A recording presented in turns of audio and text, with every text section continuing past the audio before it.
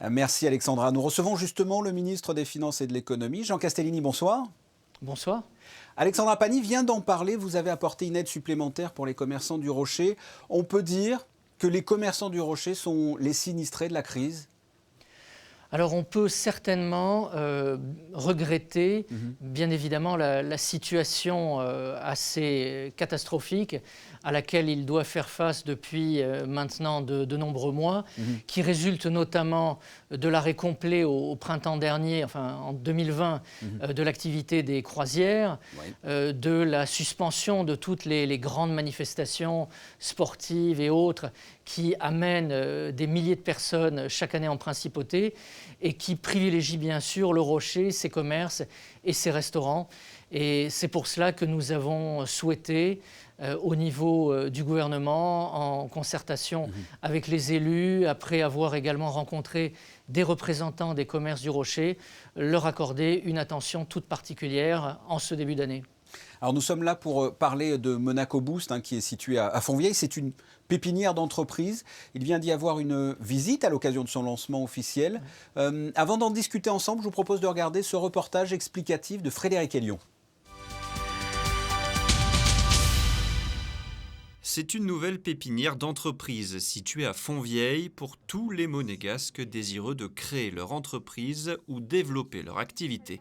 Monaco Boost, ce sont 32 bureaux exclusifs fermés, 2 zones de coworking avec 16 bureaux partagés dédiés et 12 hotspots, 2 salles de réunion, une salle polyvalente, une zone détente, une autre pour cuisiner, ainsi qu'une terrasse. Le ministre d'État Pierre Dartout, le président du Conseil national Stéphane Valéry et de nombreuses personnalités de la principauté ont pu visiter ce nouvel espace cet après-midi. Je pense que c'est un outil très innovant à la disposition de ceux qui créent, de ceux qui innovent, parce que c'est très important pour une économie comme celle de Monaco d'avoir un lieu pour accueillir, pour valoriser les initiatives de ceux qui veulent innover, qui veulent faire des choses. Je crois que c'est un lieu où on navigue très facilement. C'est un lieu qui présente des bureaux qui sont de grande qualité pour pouvoir y travailler et qui sont surtout très fonctionnels. Alors c'est évident que dans un premier temps, avec la crise du Covid, peut-être que tout ne pourra être occupé comme on pourrait le souhaiter, notamment en ce qui concerne l'open space. Mais à terme, une fois que nous serons débarrassés du virus de la Covid, je pense que ce lieu montrera tous ses avantages, tous ses intérêts. C'est aussi une belle satisfaction parce que c'est une proposition qu'on avait faite aux Monégasques pendant la dernière campagne électorale, que le Conseil national a soutenue dès son élection. Et on a pu travailler vraiment en concertation avec le gouvernement. Et je remercie le ministre d'État et particulièrement le conseiller du gouvernement pour les finances et l'économie et toute son équipe pour la réalisation de cette belle idée. Donc l'objectif, il est de permettre effectivement de créer une pépinière d'entreprise à des conditions très préférentielles pour les Monégasques. On a déjà obtenu, vous le savez, la suppression, donc la gratuité de la domiciliation dans les domaines, mais on ne peut pas dans les domaines avoir de salariés, on ne peut pas recevoir de clients. Ici, c'est un peu l'étape d'après. Donc pour les entreprises qui vont se développer, les petites sociétés au départ qui vont se développer, on pourra ici accueillir des clients, on pourra soit louer des bureaux donc privatifs, soit louer à des tarifs très préférentiels et avec un bail sécurisé des domaines, donc pour tous nos compatriotes qui voudront se lancer dans les affaires. L'appel d'offres ouvert aux Monégasques aura lieu à la fin du mois de janvier. Les premières installations sont espérées dès le début du mois d'avril au plus tard. Nous sommes de retour avec le ministre des Finances et de l'Économie. Comment va fonctionner tout simplement ce Monaco Boost ? Ce qu'il faut se dire, c'est que c'est le Monaco économique et dynamique de demain qui va rayonner à partir de Monaco Boost. J'ai envie de vous dire, c'est un peu l'acte 2. Il y a 3 ans maintenant, l'incubateur de start-up Monaco Tech a démarré.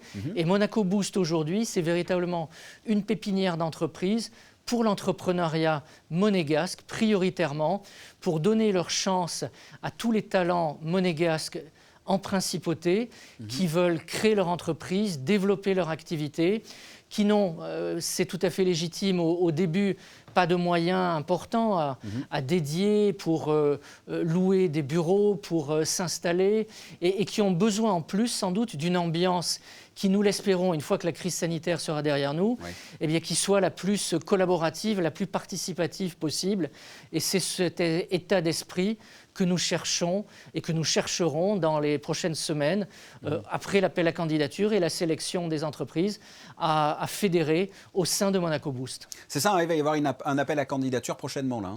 Il va y avoir un appel à candidature dans les toutes prochaines semaines. Nous attendions en effet que les locaux soient parfaitement disponibles, que la situation sanitaire nous donne un petit peu plus de visibilité et que nous puissions donc, dans les meilleures conditions possibles et dans les délais les plus brefs possibles, à échéance de 2 ou 3 mois, accueillir dans ces locaux magnifiques des entrepreneurs pour, là aussi, faire éclater leurs talents, développer leur activité et, si vous voulez, construire donc ce Monaco entrepreneurial d'aujourd'hui et de demain.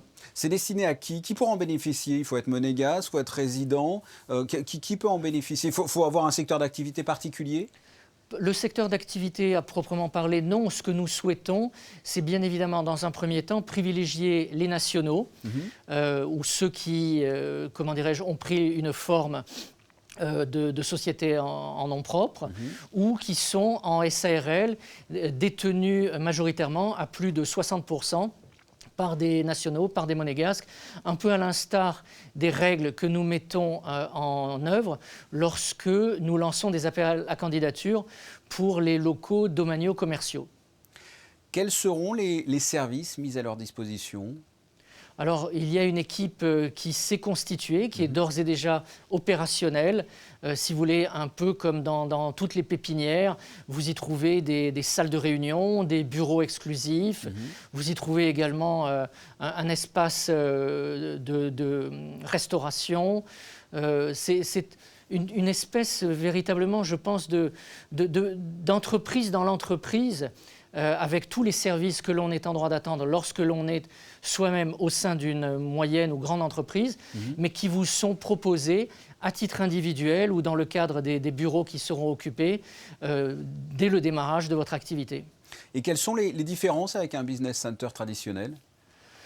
Je ne pense pas que l'on doive véritablement raisonner ou comparer un business center traditionnel dans le sens où, véritablement ici, je pense que ce qui est mis en avant, c'est l'aspect collaboratif et participatif. Peut-être que c'est moins le cas dans certains business centers du fait que les entreprises sont à des stades différents de leur activité et que les activités peuvent également être très différentes l'une de l'autre. Ici, on devrait retrouver davantage de personnes qui sont au démarrage de leur entreprise ou dans une première phase de consolidation et qui partagent donc les mêmes contraintes, les mêmes ambitions, les mêmes objectifs et nous espérons tous pour eux la même réussite. Monsieur le ministre, merci. Merci à vous.